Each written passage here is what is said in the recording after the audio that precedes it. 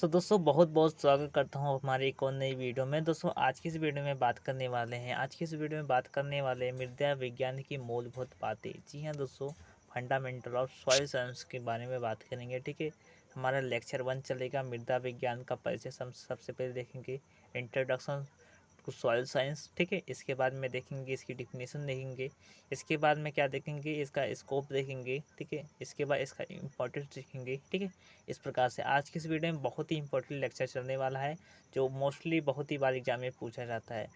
दोस्तों वीडियो को बिना देरी किए स्टार्ट करते हैं। देखिए, मृदा शब्द जो है वह लैटिन भाषा के सोलम शब्द से लिया गया है, जिसका तात्पर्य, जिसका अर्थ, ठीक है, फर्श यानी पृष्ठ से होता है, पृष्ठभूमि से होता है। किससे होता है? पृष्ठ यानी भूमि से होता है। इससे हमारी जो मृदा है, भूमि है, ठीक है, उसकी जो उपरिता है उससे हमारा होता है। ठीक है, सोलम का तात्पर्य, ठीक है, समझ गए होंगे। इसके बाद सामान्य रूप से पृथ्वी की सबसे ऊपरी परत को मृदा या भूमि कहा जाता है। सामान्य रूप से पृथ्वी की सबसे ऊपरी परत को मृदा या भूमि कहा जाता है।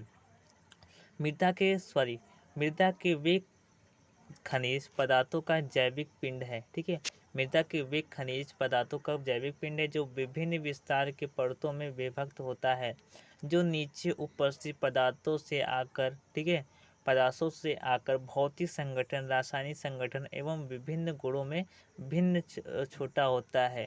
इसके बाद नेक्स्ट है मिट्टी के भौतिक घटक। अब देखिए मिट्टी के भौतिक घटक कौन कौन से सर्वप्रथम ये देखेंगे।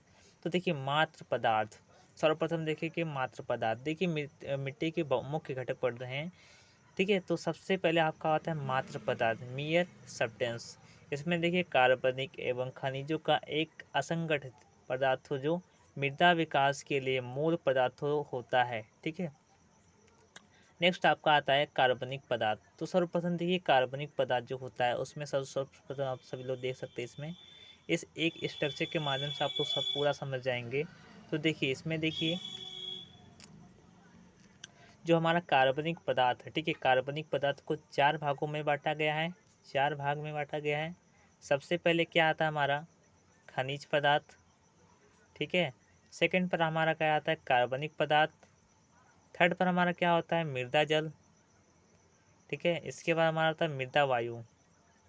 तो इसमें अब औसतन संगठन की मैं बात करूँ तो देखिए खनिज पदार्थ जो होता है, खनिज पदार्थ को ख से लिख रहे हैं, ये हमारा 45% पाया जाता है।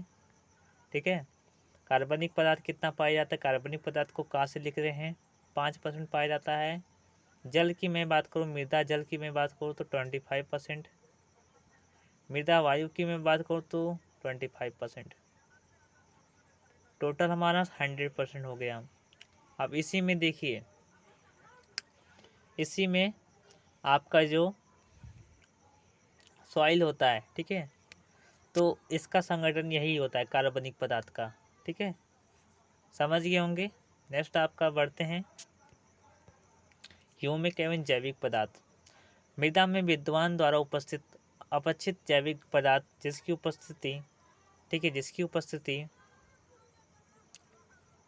तथा जंतुओं के गलने, वनस्पति तथा जंतुओं के गलने सड़ने से होती है। जिस किसी भूमि को उस समय जोत कर छोड़ दिया जाता है उसमें जंतु एवं पौधे गिरकर सड़ जाते हैं। ऐसी भूमि में काफ़ी या अधिक ह्यूमक पाया जाता है। ठीक है, थर्ड नंबर पर आपका आता है मृदा जल, यानी कि सॉइल वाटर। जल मृदा का एक प्रमुख घटक है। विभिन्न प्रकार की मिट्टी में जल की मात्रा विभिन्न होती है। मिट्टी की कणों के बीच रिक्त स्थानों और उनकी बाहरी परत पर जल उपस्थित रहता है। नेक्स्ट आता है आपका मृदा वायु। तो मृदा वायु भी एक मुख्य घटक है।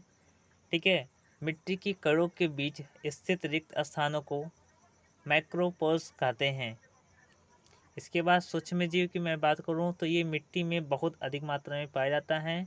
ये मिट्टी में मौजूद मटेरियल के प्राथमिक अपघटक होते हैं। नेक्स्ट आपका आता है डिफिनेशंस। मोस्ट इम्पॉर्टेंट है डिफिनेशन। सर्वप्रथम डिफिनेशन एग्जाम में पूछा जाता है।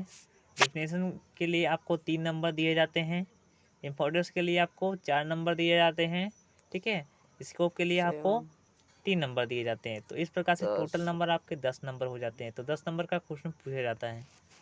इसमें देखिए सॉइल साइंस डिफिनेशंस। मृदा विज्ञान किसी विज्ञान की वह शाखा है जिसके अंतर्गत मृदा का संपूर्ण अध्ययन किया जाता है। सिंपल डिफिनेशंस है, मृदा विज्ञान किसी विज्ञान की वह शाखा है जिसके अंतर्गत मृदा का संपूर्ण अध्ययन किया जाता है। मृदा का संपूर्ण अध्ययन किया जाता है। ब्रांचेस ऑफ सॉइल साइंस, इसके बाद देखेंगे ब्रांच शाखाएं। कौन कौन सी शाखाएं हैं? Pedology and edaphology. ठीक है, तो देखिए जो ब्रांचेस है सॉइल साइंस की यानी मृदा विज्ञान की जो ब्रांचेस है वो 2 ब्रांचेस हैं। कौन कौन सी? पहला हमारा होता है पेडोलॉजी, दूसरा हमारा आता है इडोफोलॉजी। तो पेडोलॉजी पेडोलॉजी और इडोफोलॉजी इडोफोलॉजी है। ठीक है, तो पेडोलॉजी के बारे में सर्वप्रथम देखेंगे। तो पेडोलॉजी मिट्टी के विवरण और वर्गीकरण पर केंद्रित होती है तथा मिट्टी कैसे बनती है यह हम पेडोलॉजी के अंतर्गत पढ़ते हैं तथा उसका अध्ययन किया जाता है। समझ गए होंगे कि मृदा की संरचना, ठीक है, कैसी बनी, यह हम पेडोलॉजी के अंतर्गत पढ़ते हैं। जबकि इडेफोलॉजी में देखिए मिट्टी के जीवों को संबंध का अध्ययन, ठीक है, मिट्टी और मिट्टी के जीवों से संबंध का अध्ययन किया जाता है तथा ये संबंध पौधों की वृद्धि को कैसे प्रभावित करते हैं का अध्ययन करते हैं। यानी कहने का मतलब यह है मिट्टी और मिट्टी के जीवों में संबंध, जैसे हमारा कुछ बैक्टीरिया होते हैं, ठीक है, उनसे संबंध तथा पौधे की वृद्धि, कैसे पौधे अपनी वृद्धि करते हैं मृदा में, ये इसका अध्ययन हम पेडोलॉजी के अंतर्गत करते हैं। समझ गए होंगे। नेक्स्ट आपका आता है जो मोस्ट इम्पोर्टेंट है, नेक्स्ट आपका आता है चट्टाने, रॉक्स। रॉक्स के ऊपर एक वीडियो बनाया था, ठीक है। अब नेक्स्ट वीडियो हमारा चलेगा रॉक्स के ऊपर ही चलेगा, ठीक है। अब देखिए रॉक्स के बारे में सर्वप्रथम देख लीजिए। चट्टाने, चट्टान एक या एक अधिक पदार्थों से बनी ठोस पिंड होती हैं। एक या एक से अधिक पदार्थों से बनी ठोस पिंड होती हैं। चट्टानों का रासायनिक तथा भौतिक संगठन उसमें पाए जाने वाले गुणों पर निर्भर करता है। उसमें पाए जाने वाले गुणों पर निर्भर करता है। एक खनिज से मिलकर बनी चट्टान का उदाहरण लाइमस्टोन है। जैसे लाइमस्टोन जो हमारा है चूना पत्थर, ये हमारा एक खनिज है, ठीक है, जो केवल कैल्साइट, ग्रेफाइट कई खनिजों से मिलकर बनी होती है। नेक्स्ट आपका आता है जो मोस्ट इम्पोर्टेंट है डिफिनेशंस। तो देखिए चट्टानों की डिफिनेशन हमारी इंग्लिश में है, तो हम डिफिनेशन अभी नहीं देखेंगे, ठीक है, इस प्रकार से। नेक्स्ट आपका आता है क्लासिफिकेशंस ऑफ रॉक्स। चट्टानों का वर्गीकरण देखेंगे, ये मोस्ट इम्पोर्टेंट है, ठीक है। अब देखेंगे सबसे पहले देखेंगे चट्टानों को उसके उत्पत्ति के आधार पर 3 भागों में बांटा गया है। पहला आग्नेय चट्टानें, दूसरा परतदार चट्टानें, तीसरा कायांतरित चट्टानें, ठीक है। आग्नेय चट्टानों को प्राथमिक चट्टानें बोलते हैं, परतदार चट्टानों को क्या बोलते हैं? पातालिक चट्टानें बोलते हैं, और कायांतरित को रूपांतरित चट्टानें भी बोलते हैं, ठीक है। तो आग्नेय चट्टानें के बारे में देखेंगे, ठीक है। इस प्रकार से आप लोग एक फिगर भी, स्ट्रक्चर भी बना सकते हो। आप देखिए एग्जाम में एक अलग टाइप में लिखेंगे तो आपको नंबर अच्छे से मिलेंगे, ठीक है। कहने का मतलब हमारा यही है। तो आग्नेय चट्टानें, तो इसमें देखिए ध्यान से, आग्नेय चट्टानें पिघले हुए के ठंडे होने से और क्रिस्टलीकरण से बनती है। यानी कि जो आग्नेय चट्टानें होती है पिघले हुए तथा ठंडे होने और क्रिस्टली से बनती है। यानी पिघले हुए पदार्थों, यानी पिघले हुए खनिज पदार्थों और क्रिस्टलीकरण से बनती है। एस्टल मैग्मा पृथ्वी की सतह पर या उसके नीचे उनकी विशेषता है गैर लामिनार विशाल संरचना और कुल मिलाकर पृथ्वी 95% का निर्माण करती है। कौन सी? आग्नेय चट्टानें जो होती है पृथ्वी का लगभग 95% तैयार करती है, यानी बनाती है। नेक्स्ट आपका आता है अवसादी या पातालिक चट्टानें। तो इसमें देखिए ये प्राचीन काल में चट्टानों के अपक्षय से प्राप्त पदार्थ जलवायु, बर्फ आदि के साथ में एक स्थानों से दूसरे स्थान पर जमा होते रहते हैं तथा ठोस पिंड बना देते हैं। ऐसी चट्टानों को, ठीक है, ऐसी चट्टानों को सेडिमेंट्री रॉक्स यानी अवसादी या परतदार चट्टानें कहा जाता है। ये चट्टानें सदैव परत के रूप में पाई जाती हैं।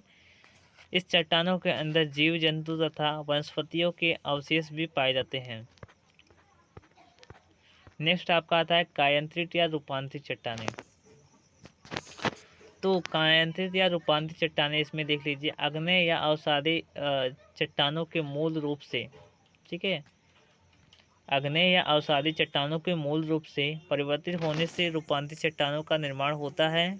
यह परिवर्तन जल ताप के अलग अलग प्रभाव या संयुक्त प्रभाव से होता है। ये परिवर्तन भौतिक तथा रासायनिक दो प्रकार के होते हैं, जिसमें मूल चट्टानों का रूप एवं गुण दोनों बदल जाते हैं। ठीक है, नेक्स्ट आपका आता है अपक्षय, वेदरिंग। अब देखिए वेदरिंग के बारे में सर्वप्रथम देखेंगे, जो मोस्ट इम्पोर्टेंट है। ठीक है, अब देखिए अपक्षय। अपक्षय एक विघटनकारी क्रिया है जिसमें बड़ी बड़ी चट्टानें टूटकर मृदा का निर्माण करती हैं। जी हाँ दोस्तों, जो अपक्षय है यह एक विघटनकारी, ठीक है, या फिर विघटनकारी क्रिया है जिसमें बड़ी बड़ी चट्टानें जो होती हैं टूटकर मृदा का निर्माण करती हैं तथा उसके भौतिक तथा रासायनिक परिवर्तन हो जाते हैं। ये 3 प्रकार की होती है। पहला भौतिक अपक्षय, दूसरा रासायनिक अपक्षय होती है और तीसरा जैविक अपक्षय होती है। तो सर्वप्रथम भौतिक अपक्षय देखेंगे। तो देखिए भौतिक अपक्षय में इस क्रिया में केवल भौतिक परिवर्तन होता है। भौतिक परिवर्तन में क्या क्या होते हैं, जैसे एग्जाम्पल के तौर पर समझ लीजिए कि जो भौतिक अपक्षय में यानी कि जो चट्टानें होती है उसके ऊपर की जो परत होती है थोड़ी सी चेंज हो जाती है, उसका रंग बदल जाता है, वो भौतिक चट्टानें होती है। ठीक है, चट्टानें छोटे छोटे टुकड़ों में परिवर्तित हो जाती हैं परंतु इनके रासायनिक संगठन पर कोई प्रभाव नहीं पड़ता, यानी इसमें उपस्थित जल ताप वायु ग्लेशियर पाला आदि पर इसमें कोई भी प्रभाव नहीं पड़ता है। नेक्स्ट आपका आता है रासायनिक अपक्षय। रासायनिक अपक्षय में इनके भौतिक गुण भी बदल जाते हैं। ठीक है, इनके जो मतलब रासायनिक जो संगठन होते हैं वो बदल जाते हैं। ठीक है, अब इसमें देख लीजिए सर्वप्रथम रासायनिक अपक्षय में चट्टानों का अपक्षय भौतिक तथा रासायनिक दो रूपों में होता है। चट्टानों का आकार ताप रासायनिक गुण परिवर्तन हो जाते हैं। रासायनिक अपक्षय में कुछ खनिज पूर्ण रूप में से परिवर्तित होकर नई खनिजों का निर्माण होता है। रासायनिक अपक्षय में निम्न क्रियाएं भाग लेती हैं। इसमें ऑक्सीकरण, कार्बनिकरण, जल योजन और सिलिकाहन शामिल है। जैविक अपक्षय। तो भौतिक तथा रासायनिक अपक्षय की क्रियाएं जैविक कारकों द्वारा संपन्न होने को जैविक अपक्षय कहते हैं। बहुत से सूक्ष्मजीव कार्बनिक पदार्थों के अपघटकों में, ठीक है, अपघटकों में कार्बनिक अम्ल पैदा करते हैं जिससे रासायनिक अपक्षय की क्रियाएं बढ़ती जाती हैं। विदरिंग। अब देखिए विदरिंग को मैं इस प्रकार से स्ट्रक्चर के रूप में बना सकते हो आप लोग, एक शॉर्टकट नोट बना सकते हो, माइंड नोट्स बना सकते हो। Physicals, chemical and biologicals. ठीक है, फिजिकल में कौन कौन से चेंज होते हैं, वाटर, योर टेम्परेट, विंड्स। ठीक है, केमिकल में हाइड्रोलॉजिस्ट, हाइड्रेशंस, ऑक्सीडेशन, रिडक्शंस। बायोलॉजिकल में प्लांट्स, एनिमल्स एंड ह्यूमंस। ठीक है, यानी कि फिजिकल में क्या होते हैं, वाटर। ठीक है, इसमें जो वाटर होते हैं, ठीक है, इसमें परिवर्तन नहीं होते हैं। ठीक है, हीट और टेम्परेट, ठीक है, टेम्परेचर के कारण बदल जाते हैं थोड़ा बहुत और हवाएं थोड़ा बहुत बदल जाती हैं।